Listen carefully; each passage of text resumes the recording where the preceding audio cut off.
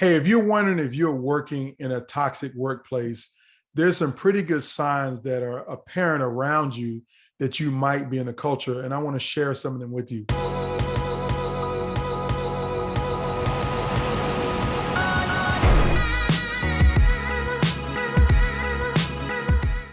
But first, I want to talk about why this is important for you to know. See, toxic workplaces are organizations that are on the decline. They're on their way to the bottom of the industry.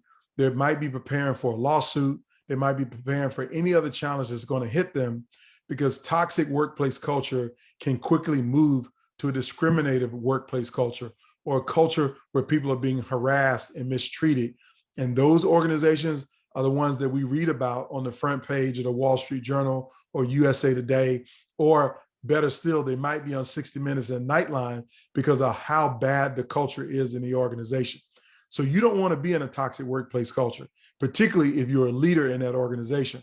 So you got to find a way to get out of there if you're in that bad situation, but you need to really, really understand whether you're in a toxic workplace culture. So I want to give you 5 quick signs or 5 indications that you might be in a toxic workplace culture. And sign number 1 is poor communication. Now, when I say poor communication, when's the last time y'all had a town hall meeting for all employees, or an all hands meeting for all employees to learn what's going on? If you don't have all hands meetings inside your organization, you could be in a toxic workplace culture. Or maybe still you rely on just sending emails to people about what's going on in the organization, and you send way too many emails. If you get 6 or 7 emails a week from your senior leadership about what's going on, I know you might think that that's intentional personal communication and is helping people to understand what's going on. But I want you to understand this. In the kind of jobs that we all have today, nobody has all day to be sitting around reading email. People are working. So if you rely only on email communication, that's poor communication. And that means people are not getting the real touches that they need to understand the challenges that you're facing. So number 1, the first sign of a toxic culture is poor communication.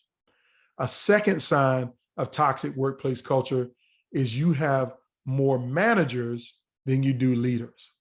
Now, I've said this in a previous video before, but I want you to understand that it's great to have managers, and you need managers, because these are the people who make sure people clock in on time, that they clock out on time, that they do their work and they check off all the boxes, and that they follow all of the protocols. That's really, really important to have people who can manage.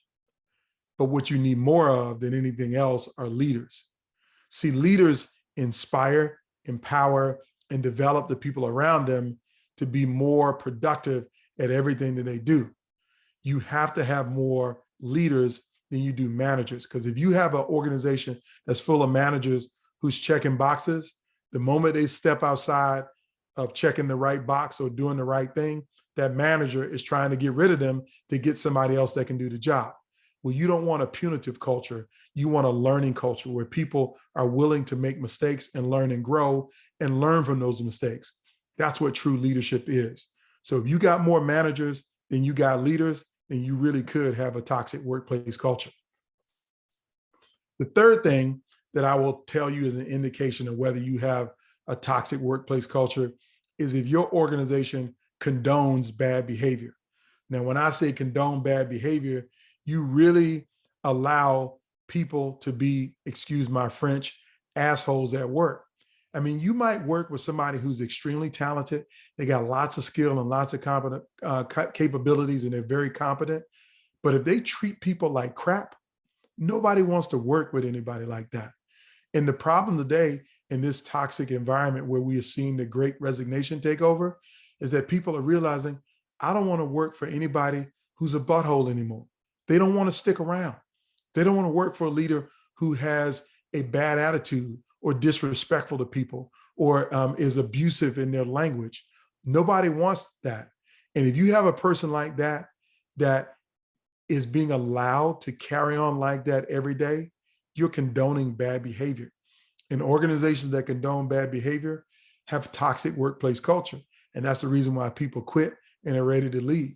So don't condone bad behavior. If you do condone bad behavior, or if you know bad behavior that's being condoned in your organization, that's a great indication that you might be in a toxic workplace culture.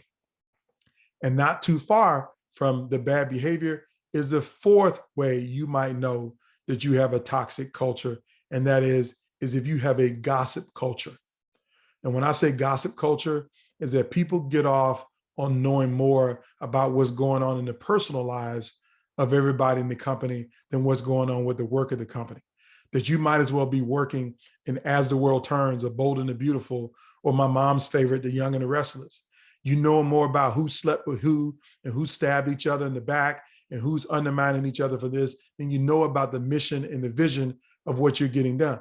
You know more about the bad stuff than you know about the metrics and the successes that you had over the last year. If you do have that kind of environment where people love to talk about other people at work, then yes, that's a strong indication that you have a toxic workplace culture, and you need to find some way to do something about it, because it's going to drag your organization down, or you need to just find a way to get away from it and get out of it altogether. So that's the fourth indication that you may have a toxic workplace culture. Now, the fifth indication that you have a toxic workplace culture is that your leaders are refusing to accept and adopt changes, that you don't have a change mindset or a growth mindset in your organization. If you have people say, well, we can't do that because we've always done it this way, or we can't do that because it didn't work when we tried it before. If you don't have a change mindset or a growth mindset as an organization, then that's going to get very stifling to people that you've recruited who have innovative ideas of how you solve problems and get through the new challenges that showed up today that didn't exist yesterday. You have to have an organization that really is focused and being open to change. If they're not open to change, then you're saying that you have a toxic workplace culture. So if you know you have these signs and indications of a bad culture, of a toxic workplace culture, you got to find a solution to do something about it. So if you want that solution, I want you to connect with me on LinkedIn, share this video with other people, and subscribe to my channel, and tell me that you want help solving your toxic workplace culture and how to address these indications.